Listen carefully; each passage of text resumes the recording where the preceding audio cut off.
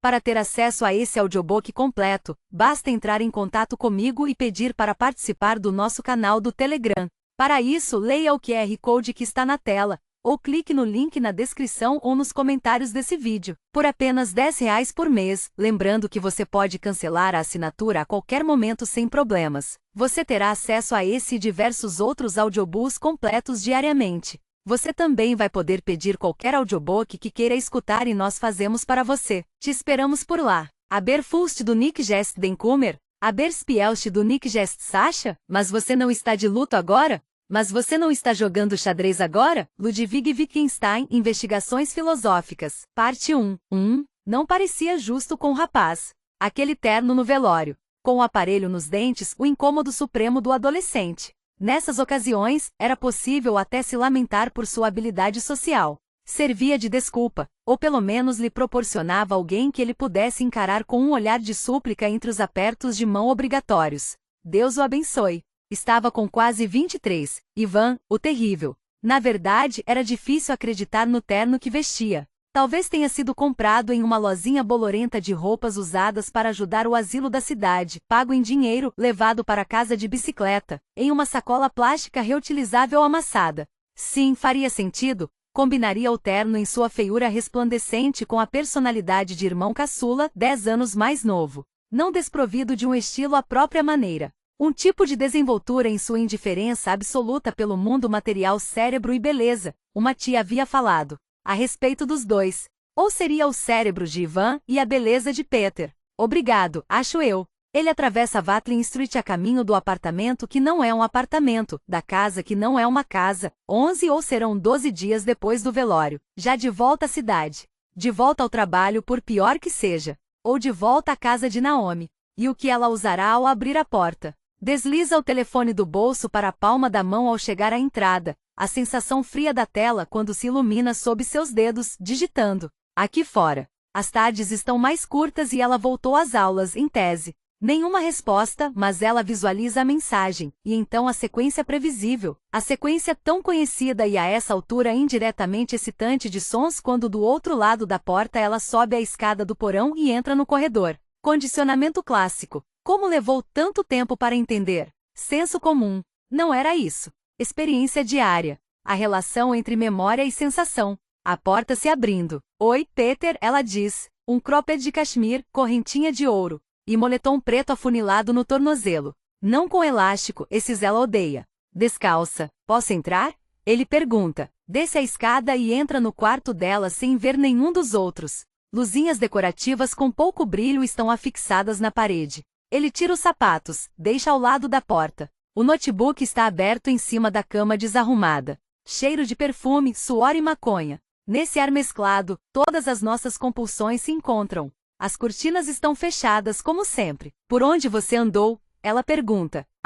Infelizmente surgiu um imprevisto. Ela está olhando para ele, e depois não olhando, com desdém. Estava tirando umas férias de fim de verão, é? Ela pergunta. Naomi, querida, ele diz em tom amistoso. O meu pai morreu. Perplexa, ela se vira, dizendo, o seu. Em seguida fica em silêncio. Caramba, ela acrescenta. Nossa, puta que pariu. Peter, sinto muito. Será que posso me sentar? Eles se sentam juntos no colchão. Caramba, ela diz. Em seguida, você está bem? Acho que estou. Ela está olhando para a sola dos próprios pés, cruzados sobre o colchão. Pretos por causa da sujeira que nunca parece exatamente suja. Quer conversar sobre isso? Ela indaga. Não quero não. Como está o seu irmão? Ivan, ele diz. Sabia que ele tem mais ou menos a sua idade? Sabia, você me disse. Você falou que queria nos apresentar. Ele está bem? Com amor, sem conseguir resistir, Peter sorri. E para evitar o espetáculo de sorrir com um amor irresistível para Naomi, ele prefere sorrir, como se de bom humor, para a face interna do punho estendido.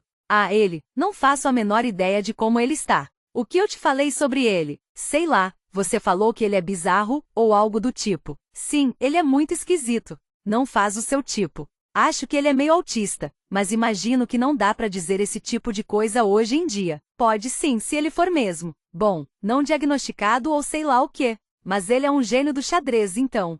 Peter deita na cama e olha para o teto. Você não liga, né?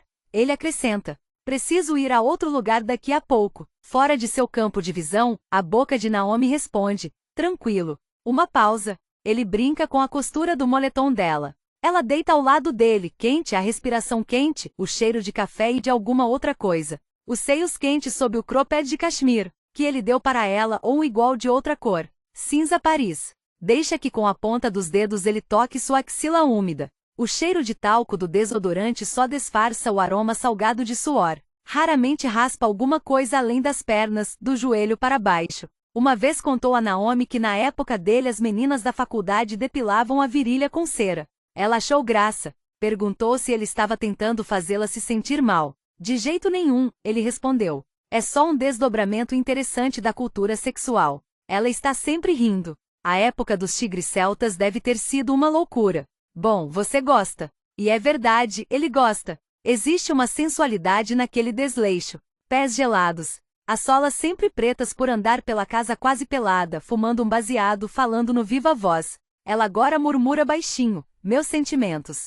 Os dedos dele debaixo do cachemir, olhos se fechando. Tudo muito lânguido e onírico. A pele invisível sob as mãos dele com um toque macio penugento, quase aveludado. Pergunta o que ela andou fazendo enquanto ele estava longe. Sem resposta. Ele volta a abrir os olhos e procura os olhos dela. Escuta, ela diz. Eu me sinto uma idiota por ter que te contar. Mas aconteceu uma coisa há algumas semanas. Pra faculdade, eu tive que comprar uns livros. Então eu precisava de grana. Nada demais. Devagar, ele faz que sim. Ah, ele diz. Não tem problema. Eu podia ter te ajudado, se soubesse. Ela diz. Bom, você não estava respondendo às minhas mensagens. Ela fecha a boca em um sorriso forçado.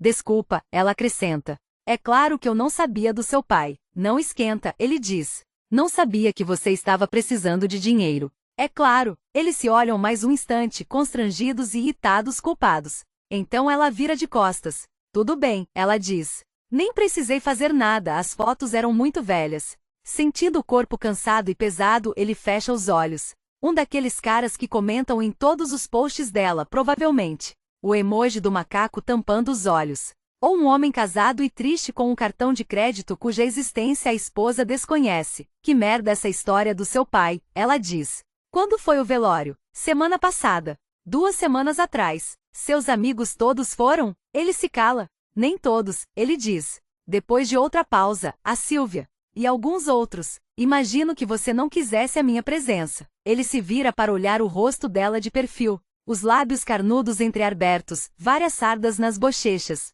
O piercing prateado reluzindo na orelha. O retrato da juventude e da beleza. Ele se pergunta quanto o cara pagou. Não, ele diz. Acho que não. Sem olhar para ele, ela sorri. Você acha que eu ia fazer o quê? Ela pergunta. Tentar seduzir o padre, sei lá. Eu já fui a velórios, sabe? É que eu pensei que as pessoas provavelmente me perguntariam quem é você, ele explica. E eu ia falar o quê? Que nós somos amigos. Por que não? Acho que ninguém ia acreditar. Muito obrigada, ela diz. Eu não sou classuda a ponto de ser sua amiga? Você parece muito nova. Agora com a língua entre os lábios dela, sorridente. Você tem um parafuso a menos, sabia? Ela diz. Eu sei, mas você também tem. Ela estica os braços pensativa, e depois acomoda a cabeça entre as mãos. Você tem namorada ou algo do tipo?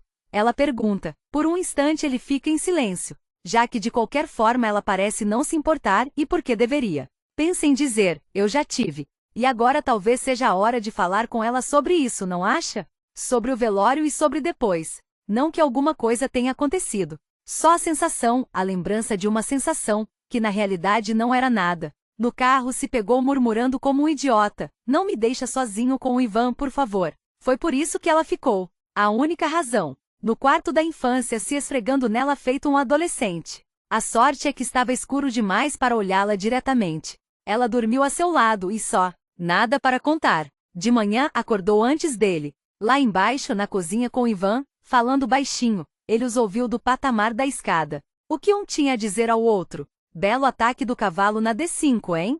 Era provável que ela também tentasse animá-lo. Esquece isso. Se eu tivesse, ele diz, por que estaria saindo com você? Virando-se para ele, ela encosta a ponta do dedo na correntinha de ouro do pescoço. Porque você tem um parafuso a menos, lembra? Ela diz. Ele se lembra sim, e lembrando passa a mão no rosto delicado dela, a palma pousando no maxilar. Será que ela também está rindo dele? Sim, claro, mas é só isso. Na festa de aniversário dela no verão, quando ele levou champanhe e ela bebeu do gargalo com os lábios de batom. Na cozinha, sua amiga Janine disse: sabe de uma coisa, eu acho que ela gosta de você, Peter. Diferente das outras, ele sabe. Algo no desafio que ele gostou quando a conheceu. No bar, com o vestido curto prateado, o cabelo quase na cintura, piercing no nariz reluzindo vermelho sob as lâmpadas. Os amigos dela lhe mostraram o site, fingindo querer saber se era permitido. Vão à merda, ela disse. Não é para falar nada. Ela o olhou de relance na hora, inteligência animal.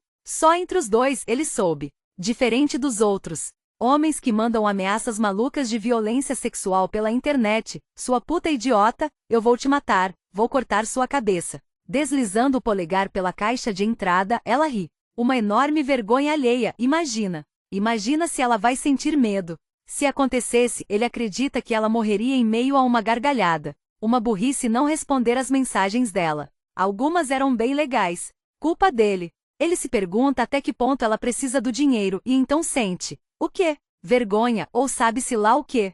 Como sempre. Ela deita de barriga para baixo e apoia a cabeça nos braços. Uma coreografia conhecida que ensaiam juntos e com os outros ambos. Quais lábios meus lábios têm? Não tem mais ninguém, ele poderia dizer. Alguém, mas não. Me desculpe. Eu te amo. Ela? As duas. Não se preocupe. Não fala isso.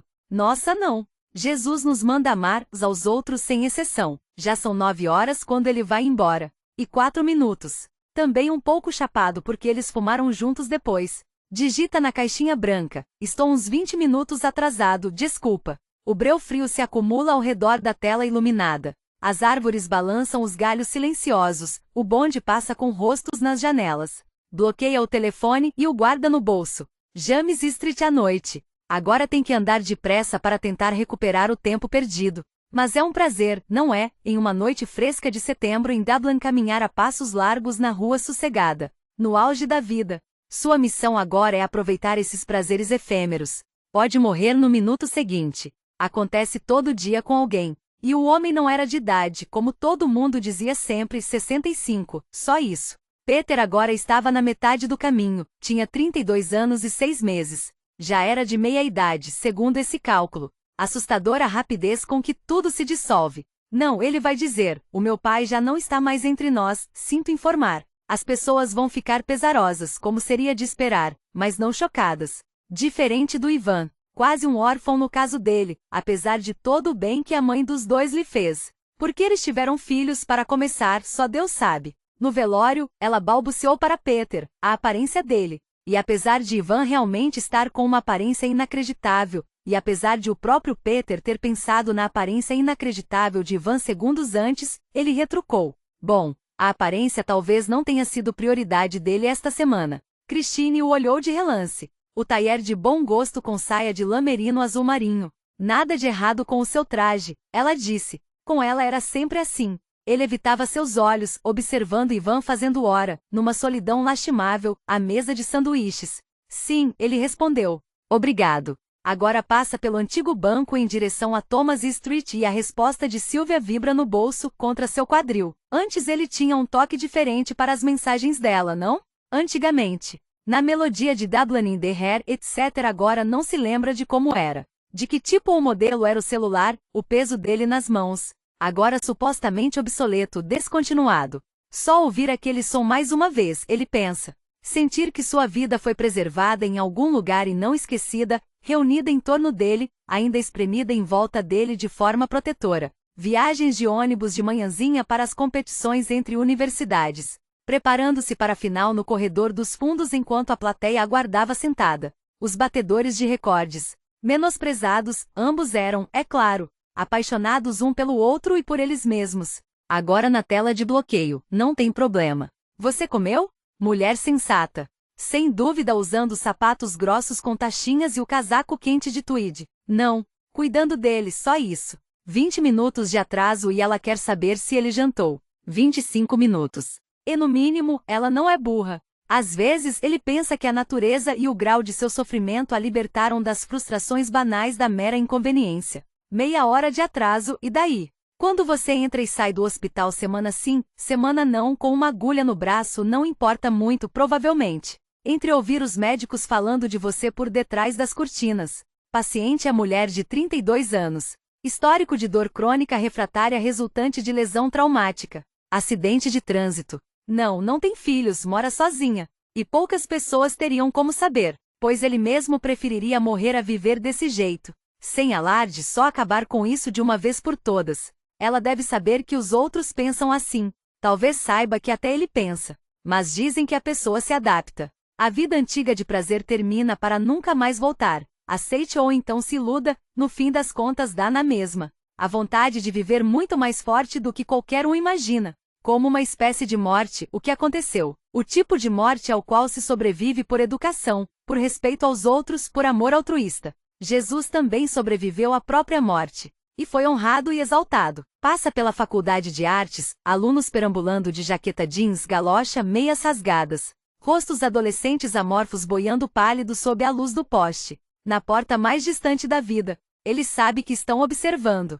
Cérebro e beleza. Distraídos enquanto ele passa. Uma cabeça se vira para acompanhar. Pois bom para ela, a vida é uma só. Talvez ele já esteja na metade de seus dias. Ele se permite retribuir o olhar com um sorriso. Não é nem bonita, mas por que não? E ela também responde com um sorriso torto. Meia hora atrasado no mínimo. Naomi ficaria possessa. Meu Deus, os homens são um horror. Ela parecia ter uns 16 anos. Ah, agora é ilegal sorrir? Para crianças. Na verdade, ele realmente sorri para crianças. E também para idosos. Gosta de transmitir ao mundo em geral um humor afável. Sorri até para homens, vez por outra. De um jeito diferente. Você não sorri não. Ele sorri se existe motivo. Não ouve muito bem o que dizem, ou passa na frente deles por acaso, esse tipo de coisa. Sorri sim. Para os rivais e inimigos. Você odeia os homens mais do que eu, diz Naomi. É óbvio que é verdade, já que ela transa com eles por vontade própria. Peter só transa com quem ele gosta. Em última análise, as mulheres geralmente são indivíduos muito agradáveis. Os homens, sabemos, são um horror. Nem todos. Não pai, não dessa forma. E Ivan? Diferente. Antes pensava que ele era uma daquelas pessoas assexuadas sobre as quais lemos. Uma meba boiando num pote. Então Peter levou uma namorada para jantar em casa e o viu encarando-a. Ah, seu irmão é meio esquisitinho, né? Sim, me desculpe. Acho que ele gostou de você. Mais tarde, é claro, ele fez faculdade, fez amizade com garotas. Mas as amigas são, bom, em todo caso. Não, fala. Elas são o quê? Feias? Não, até certo ponto elas são bonitas. Algumas têm um rosto simétrico bastante atraente. Falta de bom gosto, só isso. Naomi ficaria doida. E ainda por cima é snob. Mas seria snobismo? Não quanto a dinheiro, nada a ver em relação a isso. Moletom preto afunilado no tornozelo, não com elástico que ela odeia. E ela detesta qualquer coisa na altura dos joelhos. Olhar perspicaz. As amigas de Ivan não são feias, de jeito nenhum, mas o senso de moda. Criminoso. E os trocadilhos, os gestos. Talvez seja snobismo, mas de outra ordem. Moças muitíssimo inteligentes, é claro. Matemáticas e jogadoras de xadrez. Nenhuma delas tem o menor interesse em Peter e o sentimento é recíproco. Algumas delas, pensando agora, provavelmente são apaixonadas pelo irmão dele. Ele sorri sozinho ao pensar nisso. O sentimento nunca pareceu mútuo, mas vai saber. E o pegou olhando para a encantadora Júlia daquela vez.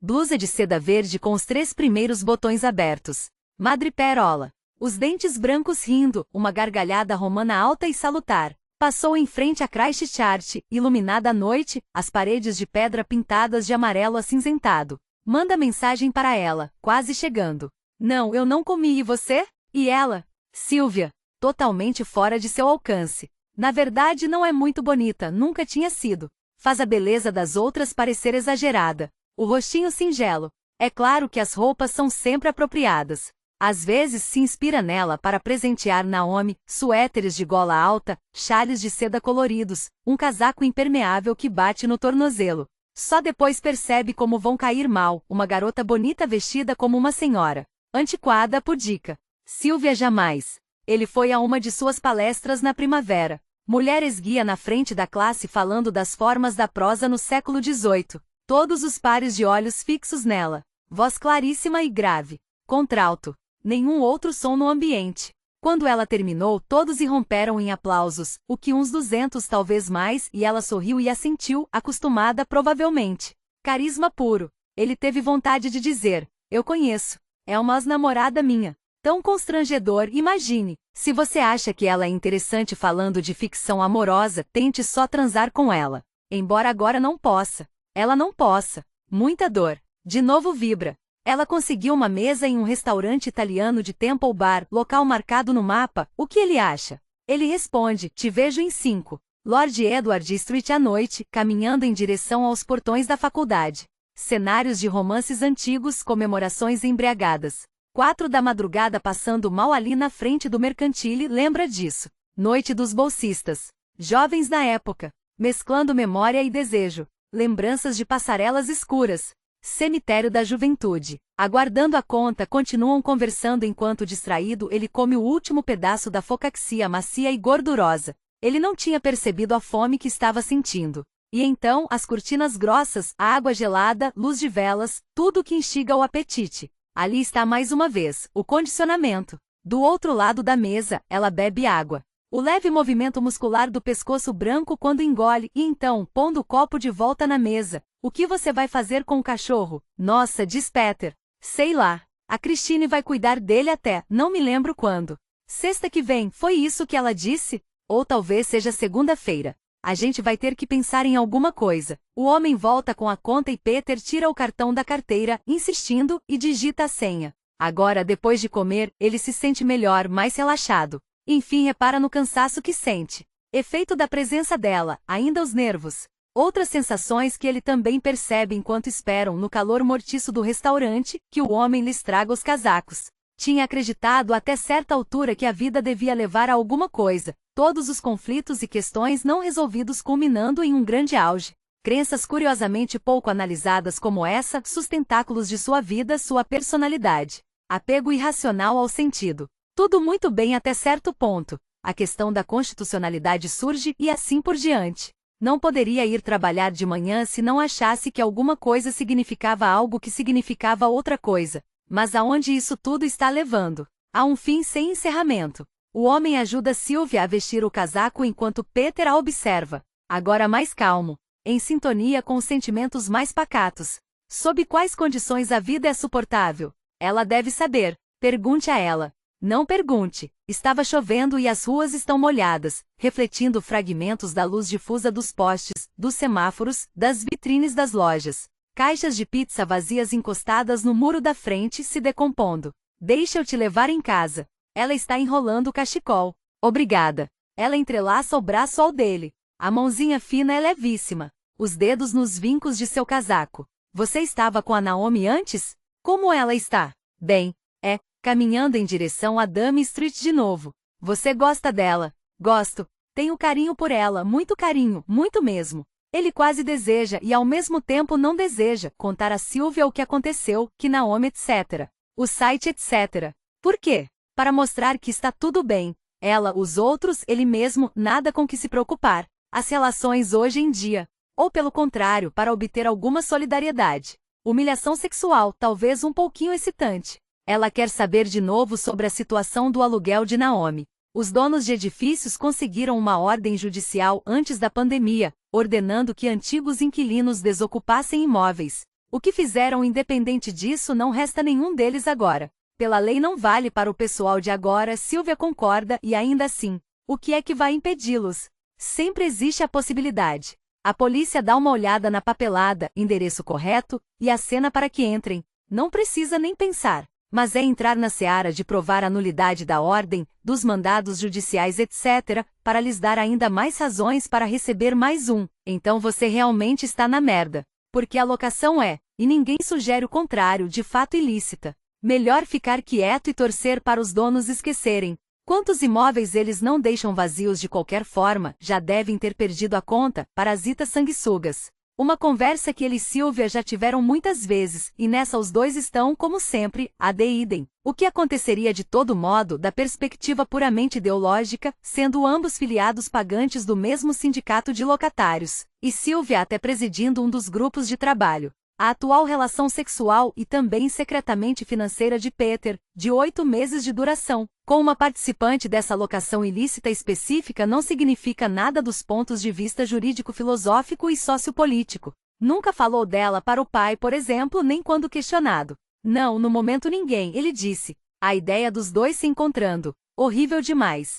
Não. Podia ter dito a ele que tinha alguém. Nada sério, só uma garota com quem ando saindo. Que diferença faria? De forma bem literal, nenhuma. Por que então pensar nisso? Por que esses arrependimentos? E por quem? Pelo pai, por ele mesmo? Inútil. Deprimido só de pensar. Deprimido de modo geral, provavelmente. Pensamentos frenéticos e barulhentos quase sempre e depois, quando sossegados, assustadores pela infelicidade. Talvez não esteja com a cabeça boa. Talvez nunca tenha estado. Mãozinha leve no braço. Não o conheci de verdade, ele diz. Desculpa. Estava só pensando. É triste, ela olha de relance. Tudo é comunicado. Envolto na profundeza de sua compreensão. Entendo o que você está querendo dizer, ela afirma. Mas você conheceu ele sim. Da bolsa, ela tira um sachê retangular embrulhado em papel filme. Um pacote de lenços.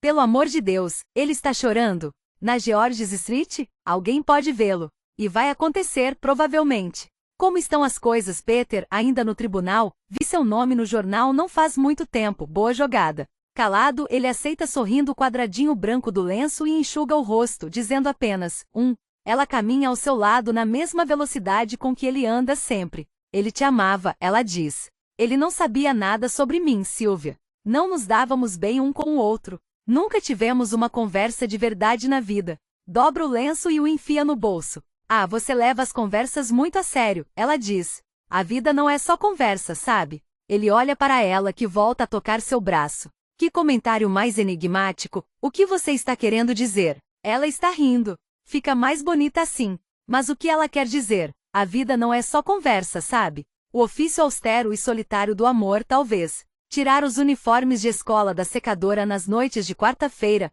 o agasalho bordô de Ivan e a camiseta e as calças de Peter, quentes, estalando com a estática. E de manhã, esquentar o leite no fogão. Ao lado de Sylvia na Stephen Street, ele agora sente o cheiro de escapamento dos carros e do ar escuro da noite. Um consolo à sua própria maneira. Assim como tudo em sua proximidade. E por quê? Ele sabe, não quer saber se sim ou não. O conforto do longo companheirismo. Cria espaço e tranquilidade para ele enfim sentir como está cansado, como está deprimido.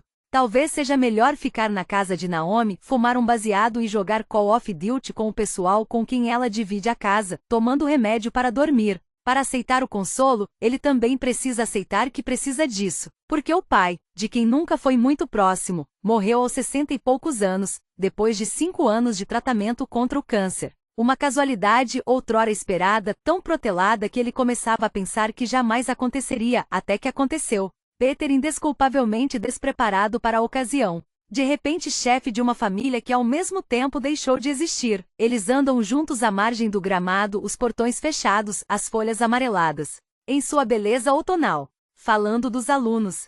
Das aulas dela. Seminários que ele apresenta para pagar o aluguel. Ele quer saber de uma amiga dela, Emily, e sorrindo ela conta a história de sempre. Mais desgostos burocráticos no trabalho, e ela ainda não conseguiu encontrar outro apartamento para sublocar. Emily, uma acadêmica meio distraída que parece sempre resfriada, assoando o nariz no lenço e falando de Karl Marx.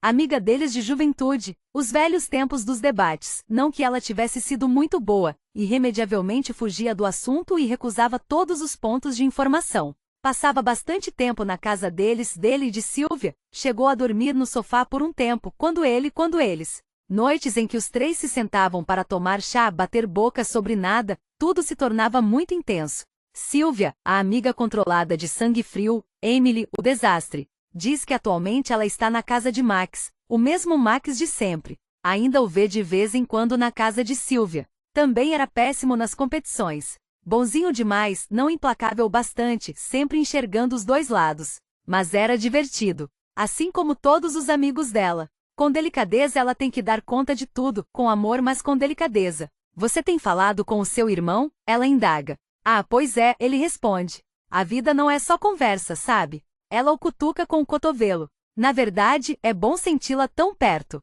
Ele está sozinho, ela diz. Não estamos todos. Mas Ivan realmente parece mais sozinho que a maioria. Aliás, quase espiritualmente sozinho, e talvez seja melhor deixá-lo assim. Do que vocês dois estavam falando lá em casa naquele dia? Ele pergunta. Ah, ela diz. Ele estava me falando. Você está falando do café da manhã? Ivan estava me falando de um evento de xadrez de que ele vai participar em Leitrim no próximo fim de semana. Você está sabendo? Não. É uma partida de exibição e depois ele vai dar uma oficina. Ele estava pensando em cancelar, com tudo o que está acontecendo. Mas resolveu ir em frente e participar mesmo assim. Passam pelos portões do cemitério Huguenot. Por que ele estava pensando em cancelar? Ela ergue os olhos para ele. Porque bom, você sabe. Porque o pai dele acabou de morrer. Ele estremece, franze a testa encalorado e cansado. A etiqueta sob a gola da camisa penica a nuca. A Bagot Street iluminada e movimentada demais, as luzes nos olhos dele, tudo um exagero. Você acha que ele está chateado? Ele pergunta. Ela continua olhando para ele, e como um idiota ele tenta sorrir. Quer dizer, é óbvio, ele acrescenta. Acho que ele está chateado. Ela responde. Acho que ele está sozinho. Sim, com certeza. Vão chegando cada vez mais perto do apartamento dela, o ponto final, e que solidão ele vai sentir então, ou não. Porque cargas de água de repente tudo está tão barulhento. Silvia, ele diz. Não, espera estar mais tranquilo. O quê? Agora estão quase lá de qualquer forma, e ele pode imprimir um tom mais casual na porta. Tipo cansado até de andar. Você se importa, sei lá. Posso dormir no sofá? Eu não vou, não, meu Deus, não fala isso. Não vou encostar em você. Não. É que eu estou meio. A mão delicada dela no braço dele, sem se mexer, imóvel. Toda a calma e imobilidade naquele toque misericordioso. Claro, ela diz. Não tem problema. Não fale isso. Estou apaixonado por ela. Você, que bom seria. É isso que você acha? Sob essas condições, a vida é suportável. Ele espera enquanto ela abre a porta. Ela entende e sabe tudo. Seria bom se você entrasse em contato, ela diz. Você podia mandar uma mensagem para ele. Em que língua? E 4.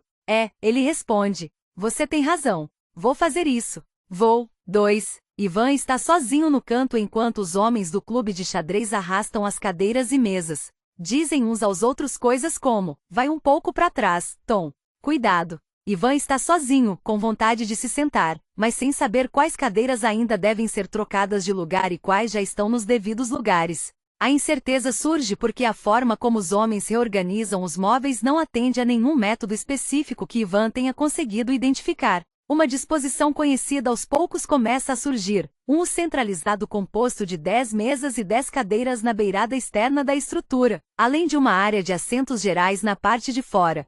Mas o processo através do qual os homens estão chegando a essa configuração parece desordenado. Sozinho no canto, Ivan pensa sem dedicar muito esforço no método mais eficaz de organizar, digamos, a distribuição fortuita de um dado número de mesas e cadeiras na supracitada estrutura de um centralizado, etc. É algo em que já pensou antes, parado em outros cantos, observando outras pessoas arrastarem móveis semelhantes em espaços internos semelhantes. As diferentes abordagens que podiam ser usadas, digamos, se escrevesse um algoritmo para maximizar a eficiência do processo. A precisão desses homens em específico em relação aos lances recomendados por tal algoritmo seria, Ivan pensa, bastante baixa, realmente baixíssima. Enquanto ele pensa, uma porta se abre, não a porta principal do prédio, mas uma espécie de saída de incêndio na lateral, e uma mulher entra. Segura um molho de chaves. Os outros homens mal percebem sua chegada, só dão uma olhada na direção dela e se voltam para outros cantos. Ninguém lhe diz nada. Provavelmente é uma daquelas situações que as outras pessoas logo acham compreensível, e todo mundo menos Ivan já descobriu exatamente quem é a mulher e por que está ali. Ela por acaso é obviamente atraente, o que torna sua presença na sala naquela ocasião ainda mais curiosa. Ela tem um corpo bonito e seu rosto de perfil é lindo. Um instante depois, Ivan percebe que os outros homens, embora não tenham reconhecido a presença da mulher explicitamente, parecem se comportar de outra forma com ela ali, levantando as mesas com movimentos mais fortes dos braços e ombros, como se as mesas tivessem ficado mais pesadas desde que ela chegará. Exibem-se na frente dela, ele percebe, e tem até a impressão de que a vê sorrindo sozinha, talvez por ter chegado à mesma conclusão, ou talvez só porque todos fingem ignorá-la. Agora, talvez percebendo que Ivan a observa, ela de repente olha para ele, um olhar simpático meio aliviado, e com as chaves na mão ela o aborda no canto onde ele está. Olá, ela diz. Me chamo Margarete, sou funcionária aqui.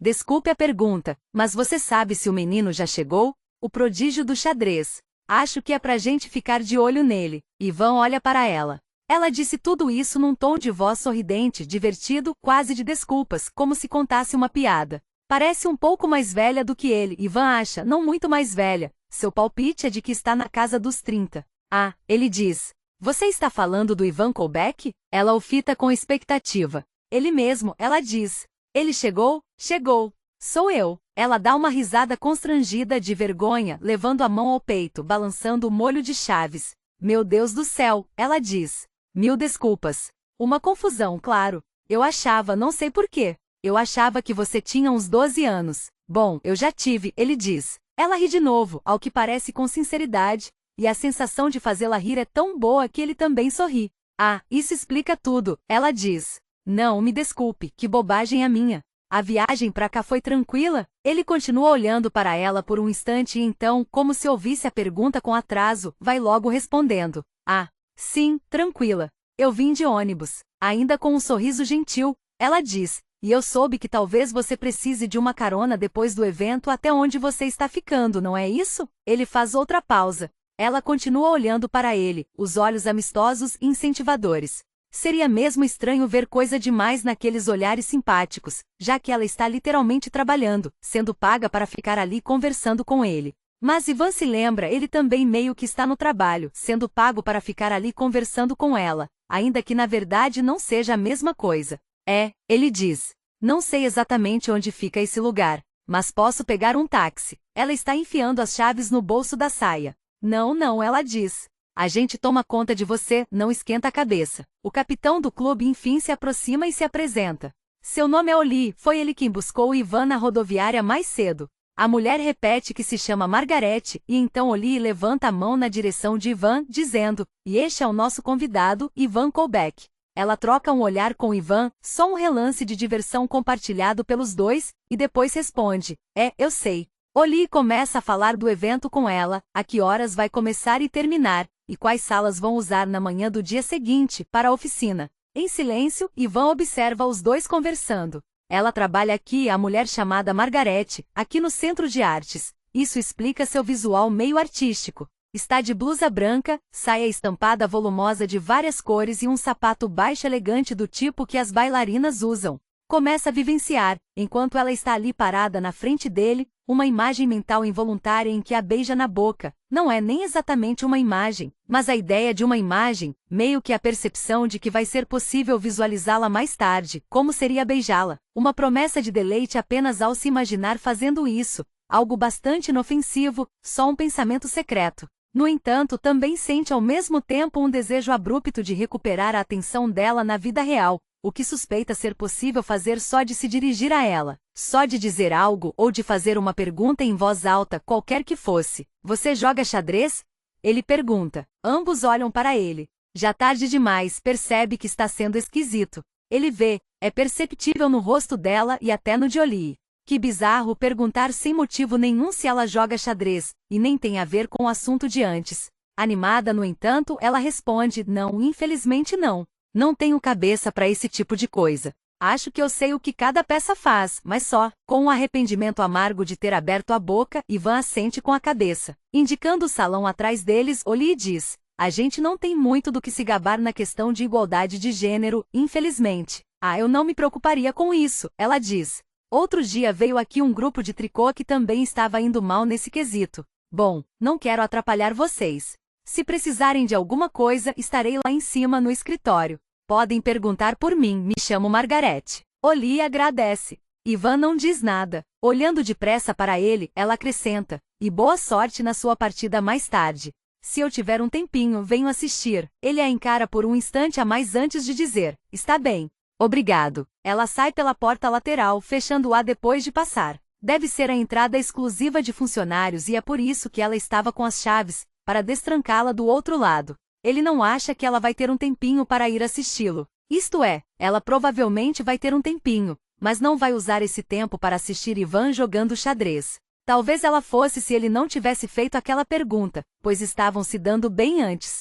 Agora ela deve imaginar que sua obsessão por xadrez beira a loucura e que não tenha outro assunto além disso. É incrível quantas pessoas ficam com essa impressão sobre ele. Quase como se pudesse ter um fundo de verdade. Que moça legal, Oli comenta. Ivan diz, eles seguem parados junto à parede, vendo os outros homens arrumarem as cadeiras e mesas. O que significa quando as pessoas dizem essas coisas, tipo que moça legal? Seria um jeito cifrado de dizer que a pessoa é atraente? Ivan se pergunta se Oli também sentiu certo encanto quando a moça chamada Margarete o encarou. Então por que demorou tanto para se aproximar e falar com ela? Mas talvez, como Ivan, ele fique tímido perto do sexo oposto. Oli é baixinho e corpulento, usa óculos e deve ter uns 50 anos. Também usa aliança, é casado.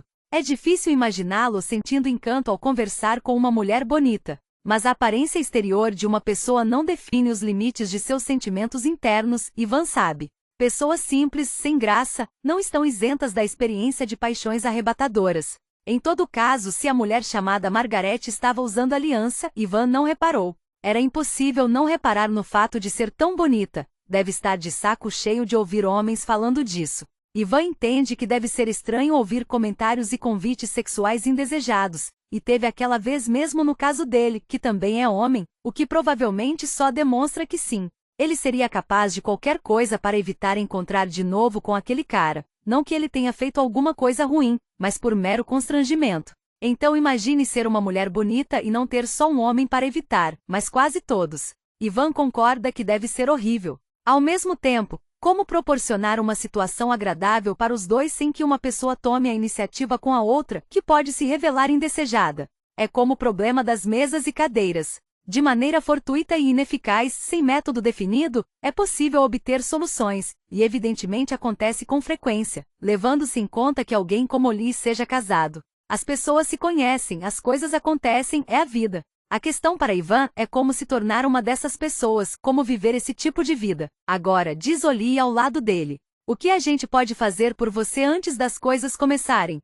Quer um café? Tem uma cafeteria bacaninha ali na frente. Ivan assente devagar. As cadeiras e mesas estão todas organizadas agora, 10 mesas, igualmente espaçadas, 10 cadeiras. Um dos homens está até colocando os tabuleiros de xadrez em cima das mesas. Claro, diz Ivan. Um café cairia bem, obrigado. Vou lá buscar um para você, diz Oli. Como você prefere? Vou querer um expresso, se eles tiverem. Sem leite e sem açúcar. Obrigado. Já volto, Oli responde. Ivan observa Oli sair do salão, atravessar a porta principal e se dirigir ao saguão. Em breve vai voltar com o café de Ivan, e então o evento vai começar, e Ivan vai jogar 10 partidas de xadrez ao mesmo tempo. A experiência lhe diz que é melhor não ficar matutando de antemão. Refletir sobre a abordagem do evento lhe causa uma sensação física intensa, ou melhor, uma série coordenada de sensações físicas, no peito, nas mãos, na barriga, um calor, um aperto, náusea, beirando até a tontura, a sensação de que não está enxergando direito, de que tem alguma coisa errada com os olhos, e então ele sente que vai vomitar. Em certas ocasiões de fato vomitou depois de refletir com afinco demais sobre a abordagem inexorável de um evento marcado. Ao mesmo tempo não sente nervosismo nenhum em relação ao xadrez. Essa parte vai ser fácil e ele sabe, no fim das contas vai ser agradável. Nada vai, ou sequer pode, dar errado. A angústia física que acompanha os eventos de xadrez, partidas de exibição, torneios, não tem nenhuma relação significativa com os eventos em si, a não ser do ponto de vista cronológico. Chega antes e some depois. Sua mente sabe disso, mas o corpo não. Por essa e outras razões, Ivan considera o corpo um objeto fundamentalmente primitivo, um vestígio dos processos evolutivos suplantados pelo desenvolvimento do cérebro. Basta comparar os dois. A mente humana não tem peso, é abstrata, capaz de uma racionalidade total. O corpo humano é pesado, deprimente em sua especificidade. Não faz sentido nenhum. Ele apenas faz coisas. Ninguém sabe o porquê. Por algum motivo começa a se atacar ou fazer com que as células proliferem fora de seu devido lugar. Sem explicação. A mente faz isso? Não. Bem, no caso de transtornos mentais, ele pondera, ok, é claro, ela pode fazer coisas parecidas, mas é diferente. É diferente? Enfim, a mente de Ivan está longe de ser perfeita, volta e meia incapaz de completar as tarefas relativamente simples que se apresentam, mas pelo menos a mente reage ao raciocínio. Consciência, ele pensa. O corpo é um objeto inconsciente, animado por uma consciência de que não compartilha, assim como um carro inconsciente é animado pelo motorista consciente. Em geral, todo mundo aceita a morte tanto do corpo como da mente depois de certo ponto, como depois dos 90 anos, digamos. Ou pelo menos é aceitável em tese se a pessoa não pensar muito no assunto. Mas aceitar que assim como o corpo morre a certa altura do tempo, a mente também morre, literalmente a qualquer momento. O irmão de Ivan, Peter, que tem 32 anos e fez mestrado em filosofia, diz que essa escola de pensamento sobre as relações entre corpo e mente já foi refutada. Para Ivan, soa como quando alguém diz que o gambito do rei foi refutado. As pessoas vivem usando a palavra refutado só porque a leram em algum fórum. Gambito do rei é destruído com um lance ou sabe-se lá o que e então o lance é 3d6. Valeu, Bob Fischer! Não que Peter seja do tipo que diz coisas só porque leu a respeito em fóruns. É um homem adulto com vida social e talvez nem saiba o que são fóruns. Mas mutatis mutandis. Ele provavelmente ouviu em aula que mente e corpo não são mais considerados coisas separadas e pensou, entendi. Peter é do tipo que prossegue naturalmente na superfície da vida. Fala muito ao telefone e come em restaurantes e diz que as escolas filosóficas foram refutadas.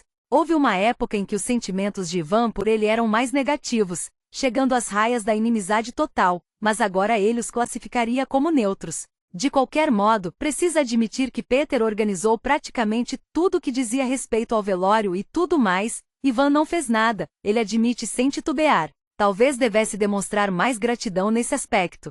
Quanto à história toda de Peter fazer um elogio fúnebre e Ivan não, a decisão foi tomada pelos dois.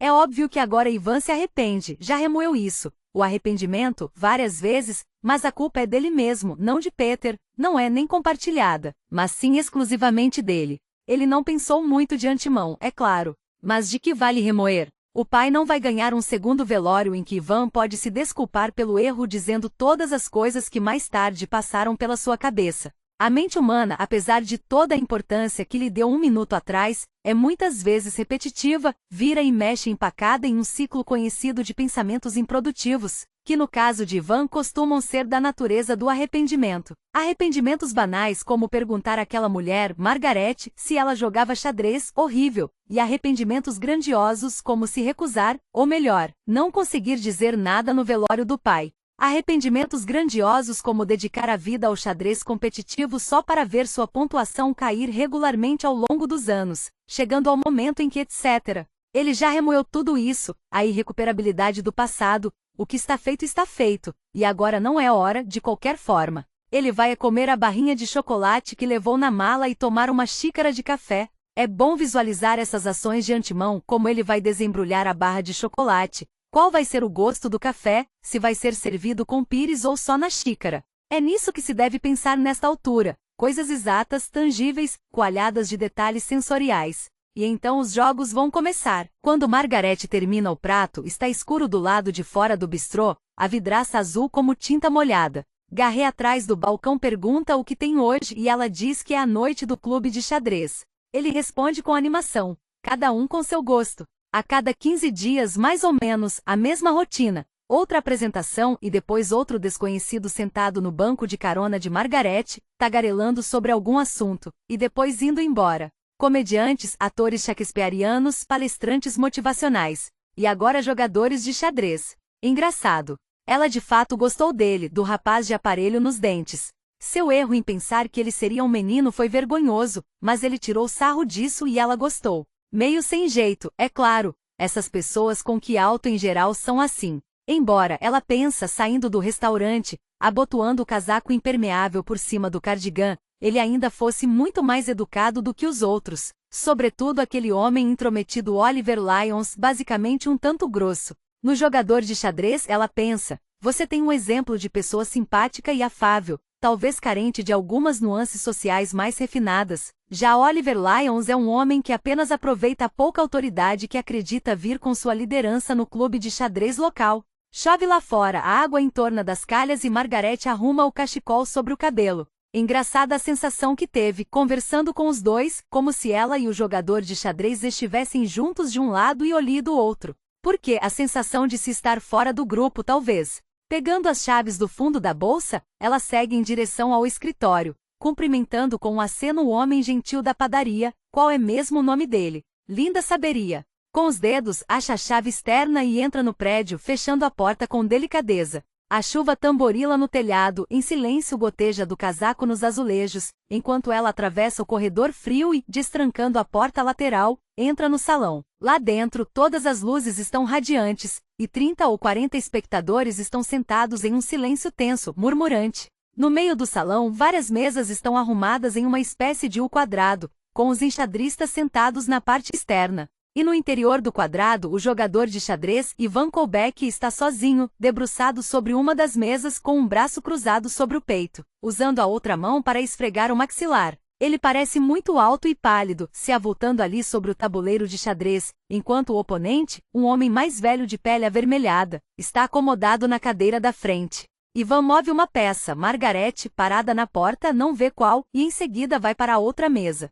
Encostando nas peças, suas mãos são precisas e inteligentes como as mãos de um cirurgião ou de um pianista. Quando ele segue adiante, o oponente rabisca algo numa folha de papel. Os espectadores estão sentados em cadeiras de plástico, observando, alguns tirando fotos ou fazendo vídeos com o celular. O próximo oponente de Ivan é uma criança, uma menina, que não deve ter mais do que 11 anos. Seu cabelo dourado está preso com um elástico roxo. Quando Ivan chega à mesa dela, de costas para a porta onde Margarete está, a menina move uma peça e ele reage na hora, sem nem titubear. Margarete espera que ele vá para a mesa seguinte antes de escapulir escritório adentro, fechando a porta com um clique. Algumas pessoas erguem os olhos ao ouvir o barulho, mas Ivan não. Ele continua no mesmo caminho, às vezes parando, calado, por 10 segundos, 20 segundos, a mão no maxilar, e depois movendo uma peça e indo para a mesa seguinte. Sem tirar os olhos dele, ela se senta em uma das cadeiras mais próximas, pendurando o casaco e o cachecol no espaldar da cadeira e pondo a bolsa no colo. Ao analisar as mesas, Margarete conclui que 2 partidas já terminaram. Os jogadores estão encabulados em suas cadeiras e no tabuleiro diante deles o rei branco ocupa o centro. O rei de Ivan, ela pensa, visto que ele está jogando com as peças brancas, e elas até se parecem com ele, altas e magrelas, o que é engraçado. Será que jogadores de xadrez se veem assim, como a peça do rei? Mas pelo que Margarete se lembra sobre xadrez, o rei é fraco e covarde e passa boa parte do jogo escondido no canto. Na mesa seguinte, Ivan estica o braço acima da cabeça e põe a palma da mão entre os ombros, coçando a base do pescoço com a ponta dos dedos. Nas axilas há 2 círculos escuros de suor. Como a sala não está muito abafada, apesar de muito iluminada, é provável que esteja suando por pura força da concentração. Nos fundos do salão, alguém diz uma coisa que Margarete não escuta, ao que se segue um murmúrio de risadas. Oli, sentado a uma das mesas e cuja partida ainda está em andamento, se vira para fazer cara feia na direção de onde vem a risada, que aos poucos cessa. De novo parado diante da mesa da garotinha, Ivan desloca sua rainha e com a voz monocórdia diz, checkmate.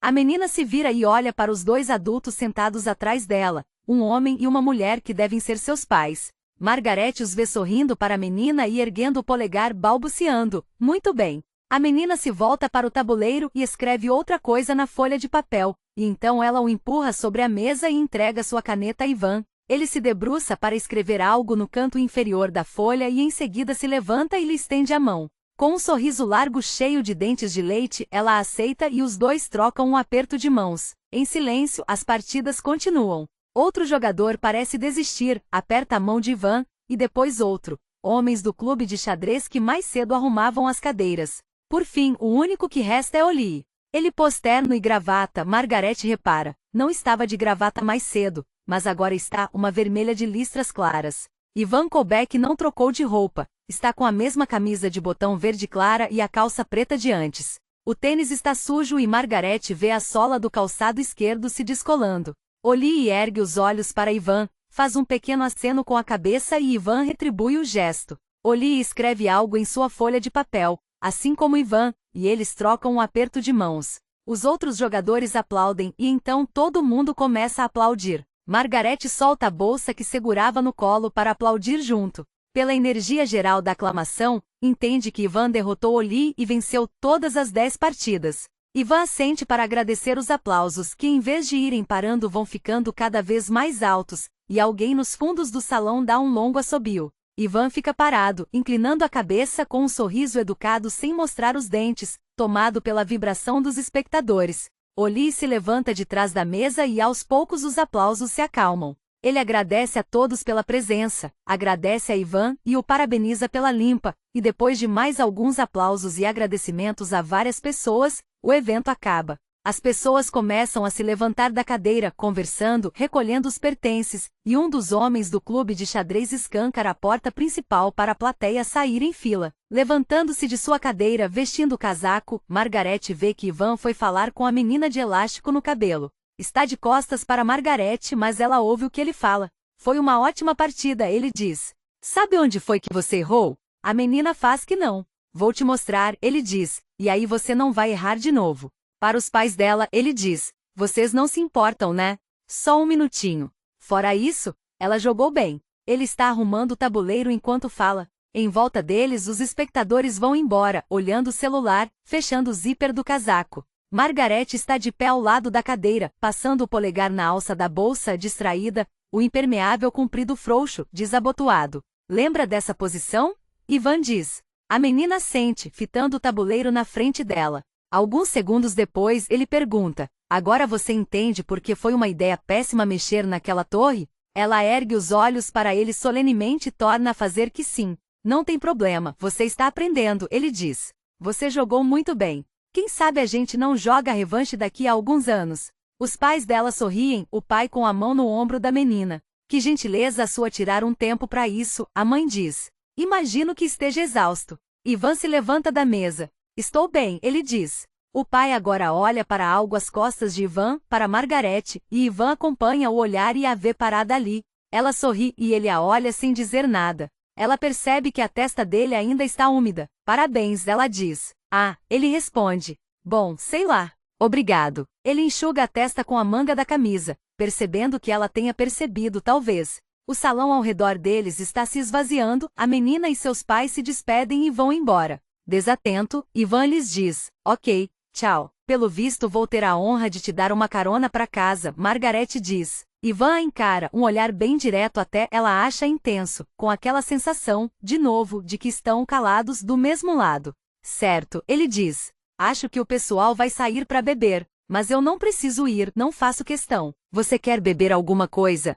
Ela diz. Você merece tomar alguma coisa depois do que enfrentou. Me surpreende você ainda estar de pé. Ele sorri para ela, de novo mostrando o aparelho nos dentes, o aparelho novo de cerâmica branca que os jovens usam hoje em dia. Tem que andar muito, ele diz. É isso que as pessoas dizem. Esqueça o xadrez, treine para caminhar. Você estava. Ele se detém neste ponto, com uma expressão de orgulho acanhado. Você estava assistindo, ou? Ele pergunta. De repente Margarete sente uma enorme simpatia por ele. Uma onda de simpatia, de vê-lo tão orgulhoso de si. Ah, eu fiquei encantada, ela diz. Não que eu tivesse alguma noção do que estava acontecendo. O que você acha? Está a fim de sair para comemorar? Ele continua olhando para ela. Claro, ele diz. Vou pegar as minhas coisas. Ela vai ao encontro do grupo que está à porta. Oli informa que eles vão tomar alguma coisa no Cobweb e ela diz que vai junto. Ela conhece um dos homens por alto, o farmacêutico aposentado Tom O'Donnell, e outro homem diz que se chama Stephen e outro Ryu. Quando Ivan se junta a eles, todos saem do salão. Os homens falam de xadrez, usando um vocabulário que Margarete compreende por alto, gambitos, sacrifícios, e no longo corredor suas vozes ecoam nas paredes e no teto. Apesar de as falas parecerem ser dirigidas a Ivan, ele não se manifesta, só anda calado com sua malinha preta. A mala tem rodinhas, mas não a arrasta, ele a carrega pela alça. Antes de ganharem a rua, Margarete apaga as luzes e sobe em um banquinho para acionar o alarme, enquanto os outros aguardam, enquanto Ivan aguarda atrás dela. Ele a observa, ela acha, mas como ela sabe sem olhar? E ela não olha, simplesmente sabe, como se os olhos dele disparassem agulhinhas em sua direção e ela sentisse as agulhas perfurando sua pele, indolores. Sente pena dele, rodeado de pessoas barulhentas de meia idade. Homens que o admiram e ao mesmo tempo o temem e talvez se ressintam dele, homens que querem impressioná-lo, mas também intimidá-lo ou menosprezá-lo. No entanto, ela parece entender que Ivan é bem consciente da dinâmica entre ele e os outros homens, e que essa consciência tem algo a ver com observar Margarete enquanto ela aciona o alarme. Mas como saber? Como interpretar essa observação? quando ele não lhe diz nada e nem sequer parece ter vontade de dizer. Lá fora a chuva abrandou, se transformando em neblina, e as luzes dos postes estão acesas. O farmacêutico Tom O'Donnell abre o guarda-chuva. Conta pra gente, diz o homem chamado Stephen, de onde vem o sobrenome Colbeck. Da Eslováquia, diz Ivan. Você não parece ser eslovaco, Stephen responde. É não, Ivan diz. Sou de Kildare. O meu pai era eslovaco, mas ele veio pra cá na década de 1980. E a minha mãe é irlandesa. O'Donoghue. Atravessam o estacionamento, passam pelo carro de Margaret, e ela o destranca para que Ivan deixe a bagagem no porta-malas. Os outros permanecem conversando. O cabelo dela está ficando molhado e ela tira o cachecol e o amarra sobre a cabeça de novo enquanto Ivan fecha o porta-malas em silêncio e diz, obrigado. Por um instante, ela sente um desejo estranho de se virar para os outros homens, dizer algo no estilo, eu disse que ia deixar o Ivan na hospedagem. Seria, ela pondera, um comentário estranho. Ninguém está questionando porque Ivan está colocando a mala, calado e obediente, no porta-malas do seu carro. Dar explicações seria uma insinuação de que é preciso explicar alguma coisa, aumentando a amplitude de outras explicações alternativas que ainda não ocorreram a ninguém. Uma coisa terrível de se dizer. Ela não diz nada. Todos continuam a andar juntos por uma viela pavimentada rumo ao Cobweb Bar, e Oli segura a porta para Margaret entrar primeiro. O bar está aquecido e sossegado. Junto às paredes há bancos acolchoados com as mesas na frente, e anúncios antigos, mal iluminados. Margaret desamarra o cachecol do cabelo, deixando os olhos quase se fecharem, inalando a atmosfera familiar. É sexta-feira, ela pensa, a semana de trabalho acabou. Não é tão ruim assim ir a um bar com todos aqueles homens por um tempinho. Ser por um instante a única mulher no salão quente e fechado. Deixa eu pedir uma bebida para você, Oli diz. Margaret diz que vai querer uma limonada. E você, Ivan?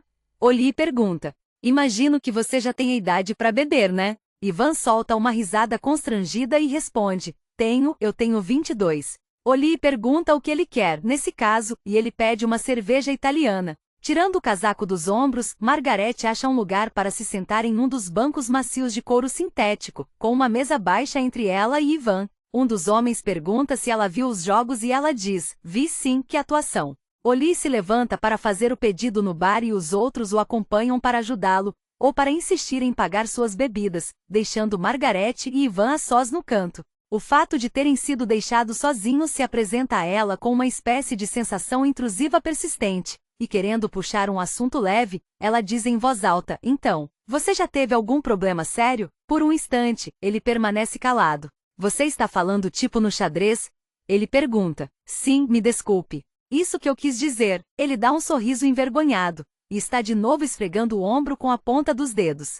Claro, óbvio, ele diz. Não é que eu tenha tido um problema sério. Quer dizer, eu empato de vez em quando tem muito mais gente ou os jogadores são melhores. Mas com esses jogadores de clubes locais não esquento a cabeça. Ele engole em seco, olhando para o bar, e então diz em tom simpático, mas talvez seja melhor você não contar para eles que eu falei isso. Ela também sorri diante da olhadela que ele dá e de seu tom amistoso, quase conspiratório. Não se preocupe, ela diz. Mas você nunca perde, em exibições? Não é muito comum porque eu só jogo contra pessoas abaixo de certa classificação, que é bem mais baixa do que a minha. Mas perco partidas em competições. O tempo todo. Na verdade, não sou tão bom assim no xadrez. Ela começa a rir, e ele sorri, o que ela acha encantador, o prazer genuíno de ser engraçado. É difícil de acreditar, ela diz. Ele olha para as próprias mãos. As unhas estão roídas, ela repara. Bom, relativamente, ele diz. Ainda examinando as mãos, franzindo a testa, ele acrescenta. A gente não precisa falar de xadrez, aliás. Eu sei que você não joga. Não, mas é sempre interessante ouvir as pessoas falarem de coisas que despertam paixão nelas. Ele volta a olhar para ela. Ele indaga. Insegura, sorridente, ela responde. Você não acha? Não sei, ele diz. Para ser sincero, nunca pensei nisso. Mas vou pensar, agora que você falou. Imagino que dependa do que você quer dizer com despertar paixão. Eu acho que tem gente que é muito chata quando fala. Mas talvez seja porque na verdade elas não são assim tão apaixonadas. Ele sorri de novo. Nem sei se eu sou tão apaixonado assim por xadrez, ele completa. Mas imagino que todo mundo acredite que eu seja. O que você acha que te desperta paixão?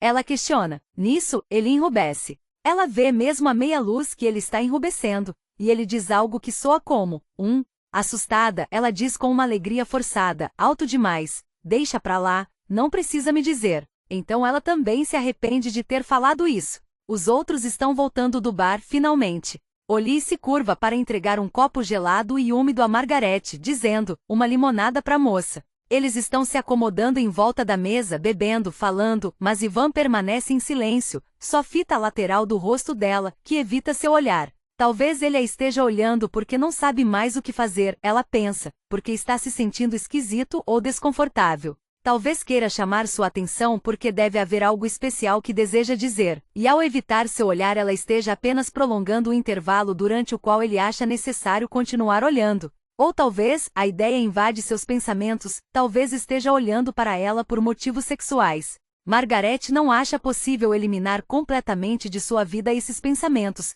por mais que em certas circunstâncias ela queira. Há ideias intrometidas que são vergonhosas, tristes, até obscenas e imorais. Em geral ela consegue viver entabulando interações agradáveis com gente ao seu redor, agradáveis e superficiais, sem nunca pensar ou querer pensar sobre a personalidade sexual muito bem escondida e profunda do interlocutor. Mas nem sempre é possível ser tão indiferente aos outros, aos aspectos encobertos da vida deles. Esse jovem de aparelho nos dentes que passa os fins de semana visitando centros de artes para jogar xadrez diante de uma plateia, carregando uma mala preta barata e deixando-a no canto das salas, esse jovem também tem sensações e pensamentos sexuais, ela tem quase certeza, quase todo mundo tem, ainda mais aos 22 anos. Ele continua olhando para ela. Por que ela falou a palavra paixão para ele quando estavam conversando? E por que a repetiu tantas vezes, talvez 3 ou até 4 vezes? Será que a palavra paixão, ou será que não, é basicamente uma peça obscena do vocabulário? Não, não é. Mas é como um pequeno curativo em uma peça de vocabulário que na verdade é obscena. Talvez sim. Uma palavra com sangue pulsando, uma palavra vermelha. Em conversas casuais é melhor usar palavras que sejam cinza ou bege. De onde ela veio então essa palavra paixão? Ela sabe de onde. Daquele sentimento abafado de forma tão incisiva presente o tempo inteiro, de que quando ele olha para ela quando fala com ela, está se dirigindo não apenas às partes superficiais como também às profundamente dissimuladas de sua personalidade, sem querer, sem saber como evitá-lo. Olhando para ela, os olhos dele comunicam, eu sei que você é uma pessoa com desejos, e eu também sou, ainda que eu seja incapaz de fazer alguma coisa com essa informação. Será que ela inconscientemente, meio que conscientemente, vem gostando da pouca interação entre seus respectivos papéis? A impaciência contida, mas perceptível dele em relação aos outros homens, sua atenção para com ela, seus olhares tranquilos e penetrantes, a cor que brotou no rosto dele neste exato instante. Do lado deles, os outros homens falam de um jogador de xadrez famoso do século XIX. Sabia que ele era irlandês, Ollie diz. O pai dele era irlandês. Murphy. Os outros discordam. Ivan bebe do copo e olha para Margaret. Ela sente a pressão dos olhos ainda na lateral de seu rosto, enquanto ela continua fingindo que escuta, fingindo que sorri. Ela enfim se vira e retribui o olhar. Eles se olham em silêncio. Estão, não teria como ser mais claro, do mesmo lado, separados dos outros. E ele deixa o copo na mesa. Pigarreia e diz aos outros, escuta, obrigado. Vejo vocês amanhã de manhã. Todos o parabenizam de novo e lhe dão tapinhas nas costas, e Margaret precisa de um instante para vestir o impermeável e encontrar o cachecol pendurado no espaldar da cadeira. Saem juntos do bar e na rua escura caminham com a chuva caindo em volta deles. Durante um tempo, calados, sem nem se olhar, andam lado a lado e é algo simples e correto. Margaret pergunta onde Ivan está hospedado e ele pega o celular para mostrar o endereço, no condomínio de casas de veraneio à beira do lago. No estacionamento, ela destranca o carro e eles entram juntos, fechando as portas, e todos os atos e gestos dela são apenas os necessários depois de entrar em um carro, enfiar a chave na ignição, acender os faróis, afivelar o cinto de segurança. Esses atos acontecem mais ou menos isolados, num ritual, e ela não tem decisões a tomar, nada a fazer, a não ser sentir e se observar olhando pelo retrovisor, manobrando para sair da vaga. Ivan está sentado com as mãos no colo, sem dizer nada. Lá fora, o estacionamento fulgura sob a luz laranja esquálida dos postes, as superfícies pavimentadas matizadas e cintilantes. Ela liga os limpadores e eles soltam um clique e raspam ritmadamente o para-brisa. Acontece sempre quando ela leva alguém em casa desse jeito, ou deixa na estação. e eles estão juntos no carro, conversando sobre alguma coisa. É só trabalho. E se Ivan não quer papo, se quer ficar ali olhando para as mãos, olhando para ela e olhando de novo para as mãos, tudo bem. Ele tem apenas 22 anos, e é muito talentoso em um tipo específico de jogo de tabuleiro, e no fim das contas não existe etiqueta formal para essas situações. Ver-se no carro com uma mulher mais velha depois de um evento público supostamente cansativo, ser levado à hospedagem com sua malinha preta, nunca ensinam ninguém a como se comportar nessas circunstâncias. Se ele quer permanecer em silêncio, olhando para as unhas roídas, tudo bem, não tem problema. Ela também, claro, está em silêncio e não tem nada a dizer. Eles saem da rua principal e entram em uma viela rumo aos chalés de veraneio, o cascalho se quebrando barulhento sob os pneus do carro de Margaret. Ela não fez nada errado, não fez absolutamente nada, na verdade, além do necessário para cumprir o objetivo de levar Ivan do bar ao condomínio. Se ela cometeu algum deslize na conversa mais cedo, se usou uma palavrinha ou expressão dúbia, perguntando o que despertava paixão nele, foi desculpável, até em certo sentido contestável por ser subjetivo. Ela para na frente de uma das casas, um bangalô branco com tinta descascada e janelas escuras. Eu acho que é aí, ela diz. É a primeira vez que um dos dois se manifesta desde que entraram no carro, e dentro do ambiente lacrado a voz dela tem um som comprimido. Ivan olha o bangalô pela janela. Obrigado, ele diz. Ela diz que não foi nada. Ele assente e olha mais uma vez para ela. Quer entrar? Ele pergunta. Em dúvida, ele continua olhando para ela, como se para se desculpar pela pergunta, e espera a resposta. Há muita vulnerabilidade no olhar dele, no tom de voz. Existe algo que ela possa dizer para explicar? Sobre seu emprego, e ser bem mais velha do que ele e sua situação de vida. Mas suas explicações pareceriam mentiras. Ninguém ao ser rejeitado acredita que seja de fato por razões externas. E quase nunca é por razões externas, pois a atração mútua, que faz sentido até da perspectiva evolutiva, é simplesmente a razão mais forte para se fazer qualquer coisa, passando por cima de todos os princípios contrários e transformando-os em nada. Por uma fração de segundo ela baixa os olhos para as mãos dele pousadas no colo. São mãos bonitas, delicadas, ela já tinha reparado mais cedo, quando ele estava jogando xadrez. Ok, ela diz. A casa é úmida e fria e todos os ambientes estão com a luz apagada. Ivan carrega a mala e Margaret acha um interruptor no corredor. No teto, uma lâmpada mostra se acende sem cúpula, e no canto, junto à porta, o papel de parede está mofado. Em tom simpático casual, ela diz, eu não diria que a casa é luxuosa. Foi o clube de xadrez que reservou para você, aliás, não a gente. Ele sorri com um comentário, de novo mostrando o aparelho nos dentes. Já vi piores, ele diz. Às vezes tenho que dormir no chão da casa de alguém. Ela pendura o casaco e o cachecol e ele larga a mala. Atravessam o corredor rumo à sala de estar com uma cozinha pequena. Dessa vez é ele quem acende a luz. Há um sofá de tecido vermelho e uma mesinha de jantar, além de uma porta de correr de vidro que dá em um jardim. Margaret vai dar uma olhada na cozinha e Ivan a acompanha. Na prateleira em cima do micro-ondas há uma caixa de chá e uma lata de café instantâneo, e alguém até pôs leite e manteiga na geladeira. Talvez o Oli tenha vindo aqui e abasteceu a geladeira, ela diz.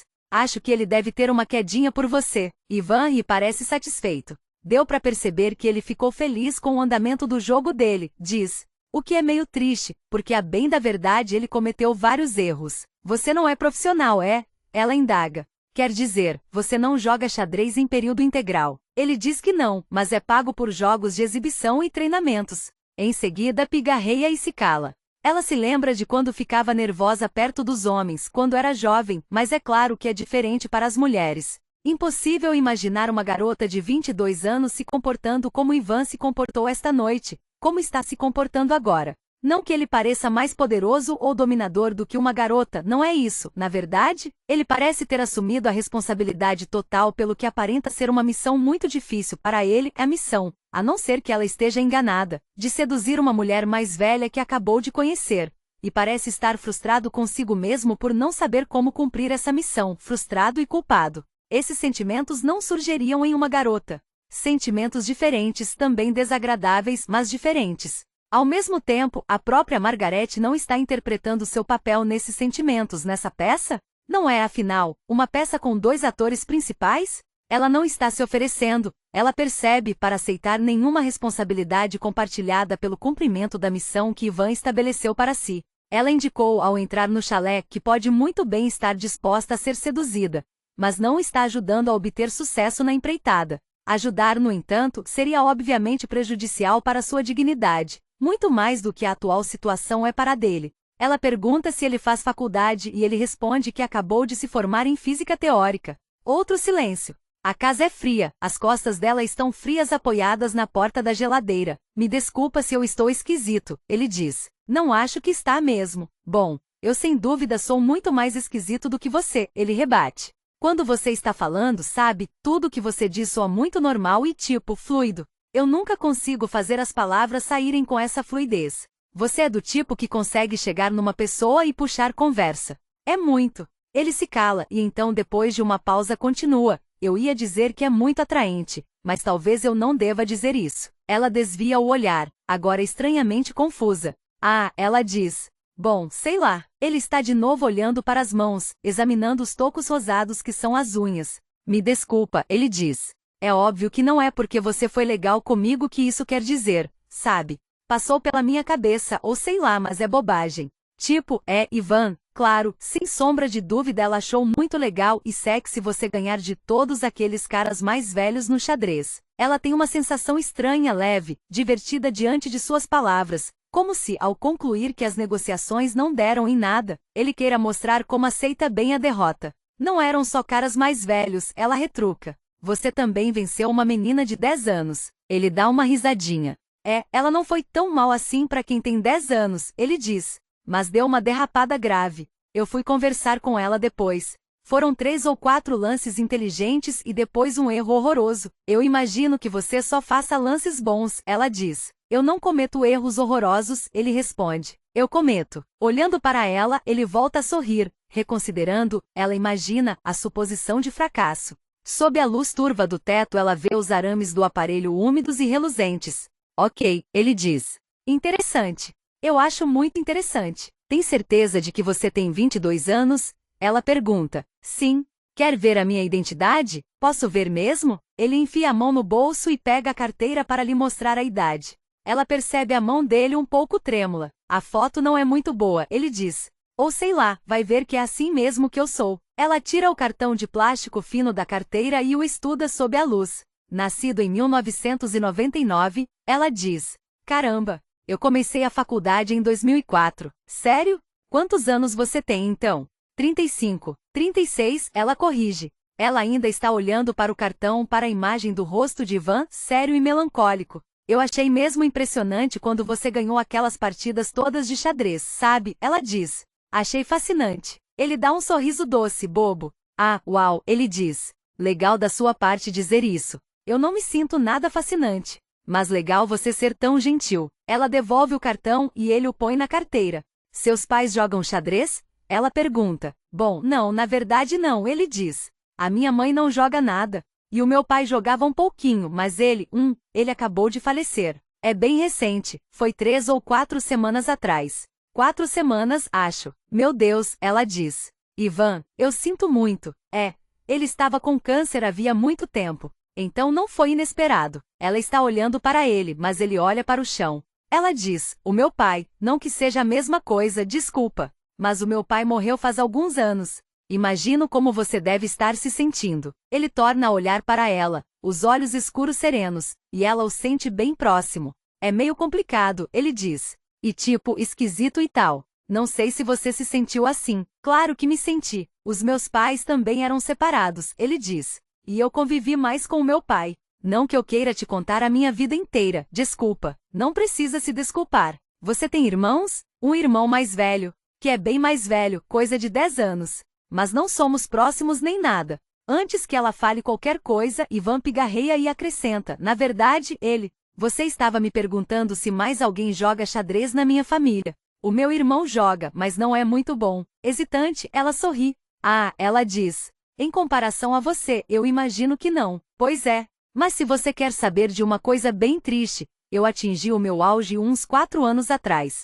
Passei um tempo jogando muito bem mesmo. Mas não consigo mais jogar desse jeito. Não sei por quê. Fico triste quando penso nisso. Você sonha em melhorar cada vez mais.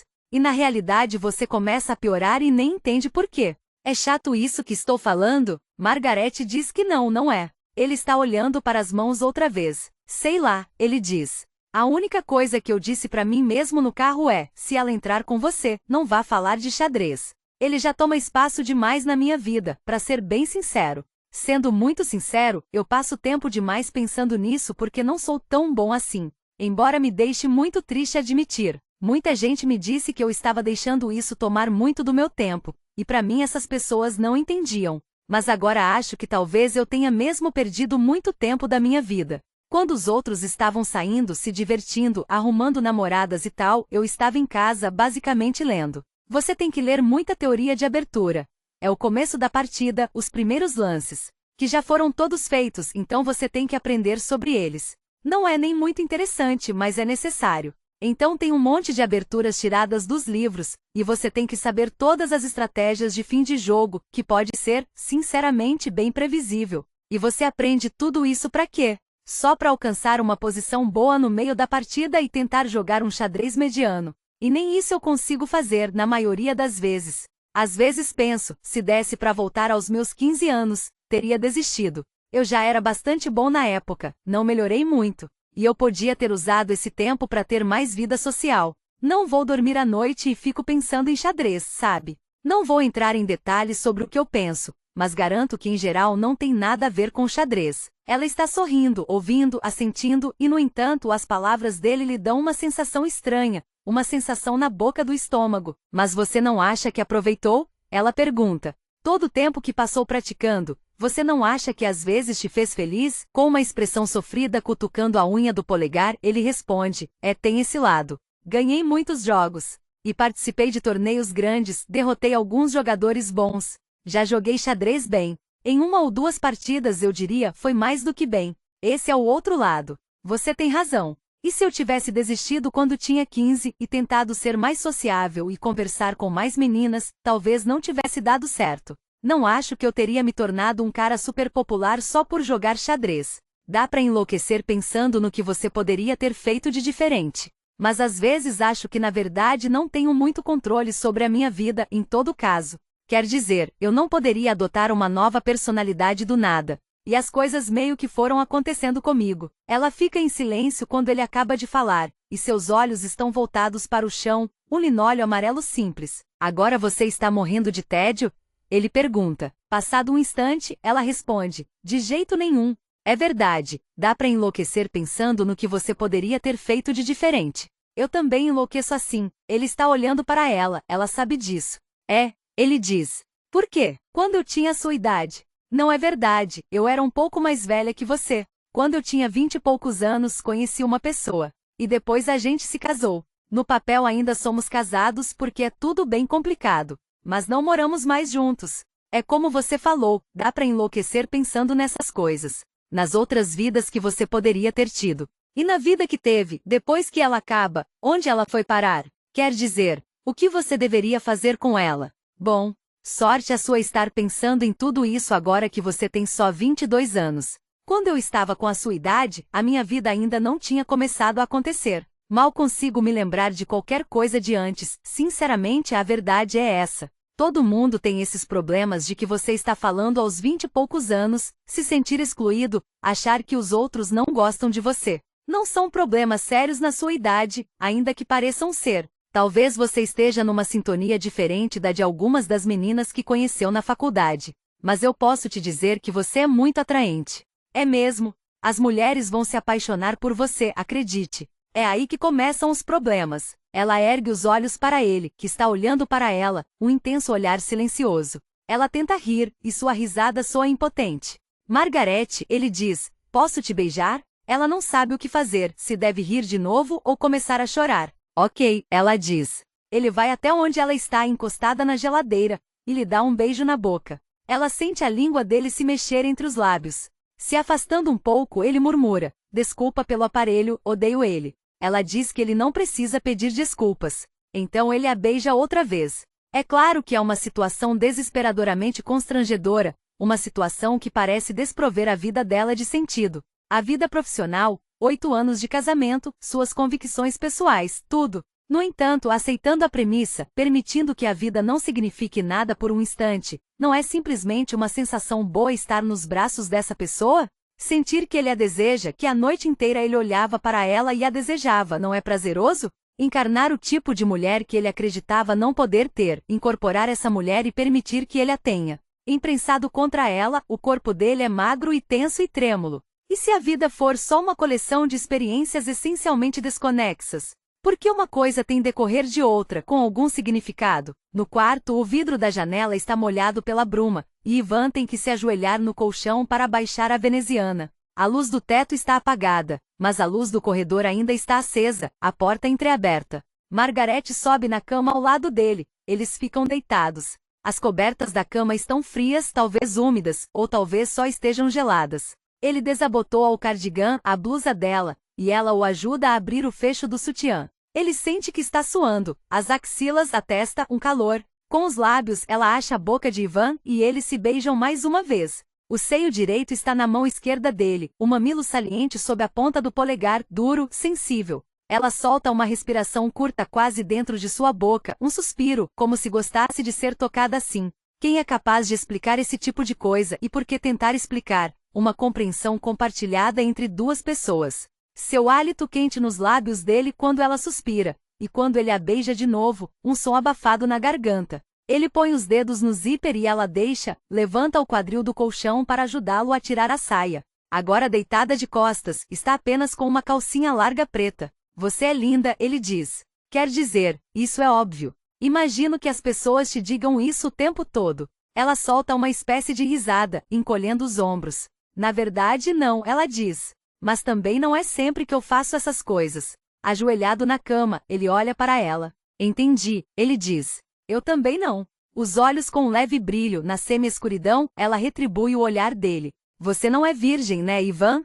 Ela diz. Espero que você não fique chateado com a pergunta. Engolindo em seco, ele ri e a risada fica presa na garganta. Não, ele responde. Não sou mesmo, mas não tem problema. Eu acho que devo estar parecendo meio tenso. Ela dá um leve sorriso. Está tudo bem, ela diz.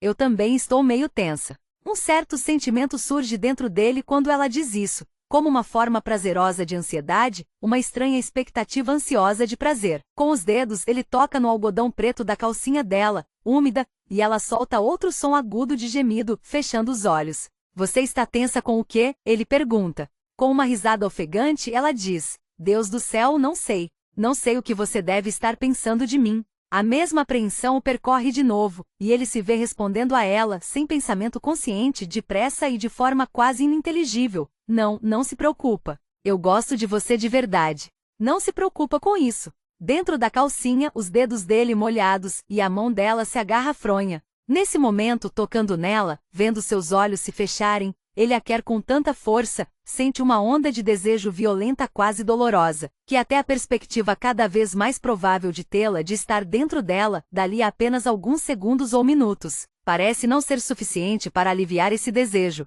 A boca de Margarete molhada, aberta desse jeito, ele a deseja e fazê-la gozar, senti-la desse jeito quando estiver dentro dela, ele quer tanto, Deus do céu. Ele realmente está suando muito, precisa enxugar a testa com o punho. E o lábio superior está úmido, o que o deixa nervoso outra vez, como se fosse nojento suar tanto, ou sequer suar. Ela não está suando, embora esteja muito, muito molhada onde ele a toca com os dedos, molhada por dentro, e seus gemidos venham da garganta. Você tem camisinha? Ela pergunta. O fato de ela perguntar, meu Deus. Ele continua tocando nela. Tenho, ele diz.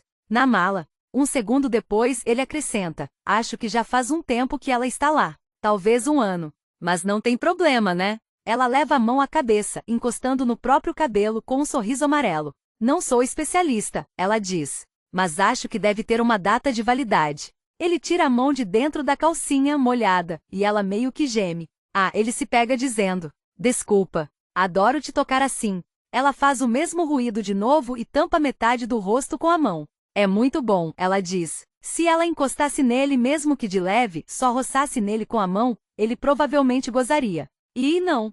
E se ele nem conseguisse fazer nada com ela, imagina. E ela fosse estranhamente tranquila quanto a isso, talvez. Ele sai da cama e vai até o corredor, onde está a mala no chão, embaixo do cabideiro dos casacos. O ambiente está bem iluminado com a luz acesa, sossegado também e frio. Ele abre o bolso da frente da mala e pega o quadrado metalizado denteado que recebeu de graça na faculdade mais ou menos 2 anos antes, sem marca. A impressão preta e pontilhada indica a data de validade, 07/25. Ele o enfia no bolso e volta para o quarto, dizendo, eu vi, está dentro. Quando ele vai para a cama, ela começa a desabotoar a camisa dele, e os seios sobem e descem com a respiração leve e rasa. Como ela gostou quando ele a tocou, ele pensa, e se for diferente agora, não tão bom. Em silêncio rápido, ele termina de tirar a roupa e desenrola a camisinha. Ela o ajuda a tirar a calcinha. Cachos escuros, úmidos, e ela deita a cabeça no travesseiro, dizendo baixinho, decepcioná-la desse jeito, ele pensa. Ela passa um dos braços por cima do corpo. Ele sobe em cima dela, achando sua boca outra vez aberta. Eu quero muito que você goste, ele diz. Assim, isso está me deixando um pouco preocupado. Só a ideia, sabe? Olhando para ele como se achasse graça, ela sorri. Ela diz. Mas é normal se preocupar com isso, não é? Ele ri e ouve a própria risada. Ele diz. Então está bem. Mesmo assim, é o que eu sinto. Ainda que fosse normal, eu ainda ficaria preocupado. Ela põe a mão entre o corpo dos dois e com a palma quente, ela o toca dizendo, tudo bem. E está tudo bem, ele pensa. A história da vida humana. Todos os ancestrais, dele e dela também. A vida em si, o mistério passageiro. Com muita facilidade ele entra nela. Ela ofega, a mão segurando o braço dele e sussurra alguma coisa. O nome dele. Ele escuta. Agora fecha os olhos rápido para não ver, e o quadril dela se afasta um pouco do colchão, querendo o mesmo que ele. Nossa, ele diz. Caralho. Já está quase tão perto, sentindo-a tão molhada e ofegante. Ela o quer mais fundo, e quando ele faz isso ela gosta mais, ele sente. Tente se lembrar de tudo, ele pensa. Cada respiração exata. A boca dela em seu pescoço, murmurando de novo. Ivan, meu Deus. Por que ela gosta tanto? Ele morde a própria língua por um instante. Dizendo, por exemplo, o nome dele. E molhada desse jeito e ofegante. Porque ela gosta. Ele diz. Eu estou meio preocupado que eu, Eles se olham, o rosto dela vermelho e quente, assim como o dele, e ela diz, não tem problema, não se preocupa. É bom. Pulsando dentro dela e molhada ela diz isso. Fechando os olhos ele se ouve meio que gritando e se sente zonzo, alfinetada sob as pálpebras, uma sensação de que vai desmaiar, e ele repete, caralho. Então está feito. Quanto tempo? 1 minuto provavelmente. Os braços dela pesados em volta do pescoço, ele sente. Me desculpa, ele diz. É que acho que estava meio que muito bom. Não querendo culpar você, é claro. Ela agora ri com doçura, o rosto ainda vermelho, olhando para ele. Pode me culpar, ela diz. Não ligo. Mas você não precisa pedir desculpas, foi perfeito. Ele é tomado por um sentimento muito forte nesse momento, algo nele quente se espalhando, como morrer ou nascer. Ele não faz ideia do que é esse sentimento, se é bom ou perigoso. Tem a ver com ela, com as palavras que ela diz, sua sensação a respeito das palavras dela.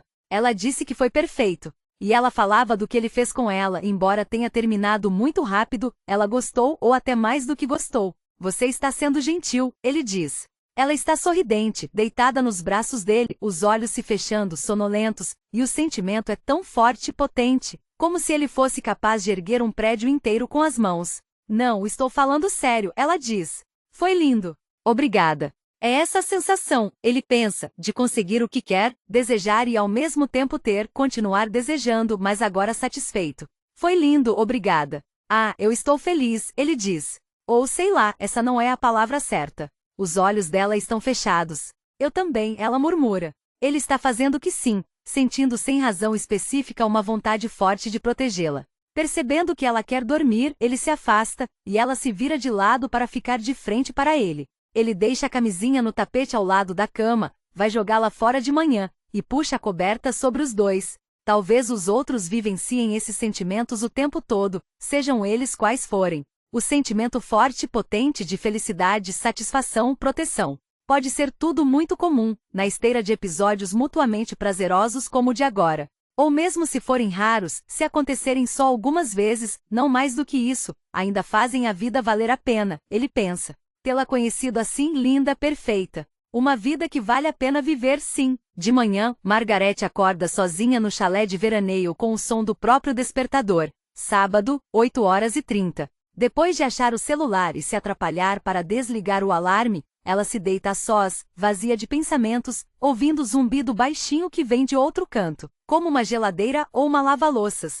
O teto tem um acabamento de gesso pontilhado, as pontas e ondulações lançando sombras irregulares à luz da janela. A luz fraca aquosa da manhã. Os minutos passam. Ela se senta e encontra as roupas no chão, úmidas, amassadas, e vira do avesso a calcinha da véspera para usá-la mais uma vez. Com uma curiosidade desapegada, com uma monotonia interna pálida, ela pensa em Ivan, que já foi embora, que a deixou sozinha na cama. Lembra-se dele na noite anterior, bem fundo dentro dela, dizendo: ai caralho. Bom, é isso que os garotos da idade dele gostam de fazer nos fins de semana. Por que não com ela? Ela não é feia, é o que dizem, ainda não é velha, não é mais casada na prática, e então não impôs a resistência que ele parecia esperar. Sua falta de resistência tão incomum o fascinou e instigou. Além do mais, ele estava sofrendo pelo pai, ela acha, e durante o luto as pessoas agem de forma incomum, têm comportamentos irresponsáveis, ficam bêbadas e transam com várias pessoas. Não que ele estivesse bêbado na noite anterior. Ele tinha, se ela se lembra direito, tomado um único copo de cerveja. Será que ele vai falar sobre ela com os amigos? Margarete se pergunta. O prodígio do xadrez, Ivan Koubek. Quase nada sobre ele foi de fato explicado. Quieto, parecia observar os outros e perceber muitas coisas, e quando falava suas palavras transmitiam uma solidão que a comoveu. Foi muito gentil com ela na cama, ela se lembra. Tão gentil que ela acha difícil, mesmo agora, se arrepender completamente do episódio ridículo. Ela nunca tinha dormido com um desconhecido, mas Ivan não lhe pareceu naquele momento um desconhecido. Ele parecia, de forma consciente demais, estar do mesmo lado que ela. Sim, isso de novo. E o que isso sequer significa? Simplesmente que ele era alto e bonito, que ele queria pelos motivos animalescos de sempre levá-la para a cama, que ela pelos mesmos motivos queria deixar que ele a levasse. Talvez. Agora, em todo caso, sua vida vai voltar, sem explicações, ao que era antes. Mas não, ela pensa, porque agora sua morfia havia sido revelada, os princípios e sentidos antigos indo embora, soltos, e como ela poderia reintegrá-los? E ao quê? No outro cômodo, o zumbido para de repente e ela ouve algo parecido com uma cortina sibilando no trilho. E, ela pensa, meu Deus, ele estava no chuveiro. Desesperada, ela se levanta, termina de se vestir e com as mãos fazendo movimentos ágeis arruma a cama, ouvindo os passos dele no corredor. Quando Ivan entra no quarto, está de cabelo molhado e usa um moletom cinza limpo. Ah, ele diz, você acordou. Fiquei me perguntando se devia te acordar. Ele tosse e prossegue. Bom, é uma situação esquisita, mas eles só me deram uma toalha de banho e agora ela está molhada. Espero que não seja um grande incômodo. Desculpe não ter perguntado antes, mas como eu disse, você estava dormindo. Ela está parada aos pés da cama de braços cruzados. O rosto parece cansado e inchado, os olhos inchados vermelhos. Não tem problema, ela responde. Eu tomo banho quando chegar em casa. Entendi, ele diz. Entendi, era o que eu imaginava. Desculpa. Perto da orelha ele está com um cortezinho fino, onde ela imagina que tenha se machucado fazendo a barba. Você precisa de carona para sua oficina? Ela pergunta. Não ligo de te levar. Ah, na verdade seria ótimo, se não for dar trabalho. Ela está mexendo no botão do cardigan. De jeito nenhum, ela diz. E olha, se você não se importar, eu agradeceria muito se você não contasse ao pessoal do evento hoje. Sobre ontem à noite. Desculpa te pedir isso, mas acho que seria complicado para mim no trabalho se todo mundo ficasse sabendo. Ele dá uma risadinha estranha. Não, é óbvio, ele diz. Eu te entendo, mas isso não é o tipo de coisa que eu diria ao pessoal de uma oficina de xadrez, de qualquer forma. A conversa não chega nesses assuntos. Por várias razões. Sem erguer os olhos, ela faz que sim e diz, você vai. Ela se cala, sorrindo, enxugando o nariz com os dedos. Eu ia perguntar se você vai para casa hoje, ela disse. Mas eu nem sei onde você mora. Ah, eu moro em Dublin, ele diz. E sim, eu volto hoje. De ônibus. Os olhos dela estão vermelhos, o rosto está vermelho, ela assente, por alguma razão fingindo abotoar o cardigan. Eu provavelmente tenho que sair logo, ele diz. Para não perder a hora do troço. Sim, estou pronta. Está bem, eu só quero te falar uma coisa antes. Ela olha para ele, e ele está olhando para ela, um olhar muito direto e intenso como na véspera, quando os jogos terminaram e todo mundo estava indo embora. O mesmo olhar. Posso te dar o meu número? Ele diz. Caso uma hora você pense em mim. Eu podia salvar o meu número no seu celular e ele ficaria lá. Você nem precisa olhar para ele se não quiser. O que você acha? Com os dedos, ela esfrega os olhos. Deixa eu pensar, ela diz. Lá fora, a manhã úmida e gelada, os galhos das árvores gotejando. Eles entram no carro juntos e refazem o caminho que percorreram na noite anterior, e de novo os dois se calam, de novo o limpador de para-brisa vai e vem. Depois de estacionar em frente ao edifício, ela diz, pode me dar o seu celular, mas eu não sei se vou ou não entrar em contato. Tudo bem? E se você não tiver notícias minhas, não vai ser porque eu não pensei em você. Eu vou pensar em você. Só preciso entender o que é melhor. Ele diz que entende e digita um número no celular dela. O horário no painel é 8h56. Ele sai do carro e ela o observa indo até a porta do prédio, carregando a mala preta. Uma das rodinhas da mala está torta, quebrada. Agora ela repara. Deve ser por isso que ele carrega em vez de arrastar. Na entrada, ele se vira e olha para ela por cima do ombro. Então some, a porta se fechando. A porta de seu próprio local de trabalho, com sua maçaneta retangular achatada, com uma vidraça quebrada no canto inferior e remendada com fita adesiva marrom. Ela já foi refreada e conduzida pelas armadilhas da vida cotidiana. Agora já não se sente mais refreada ou conduzida por essas forças, já não é mais conduzida por absolutamente nada. A vida se soltou de sua rede. Agora ela pode fazer coisas estranhíssimas, agora pode encontrar uma pessoa estranhíssima para si. Jovens podem convidá-la para entrar em chalés de veraneio por motivos sexuais. Não significa nada. Não é verdade, significa alguma coisa, mas o significado é desconhecido.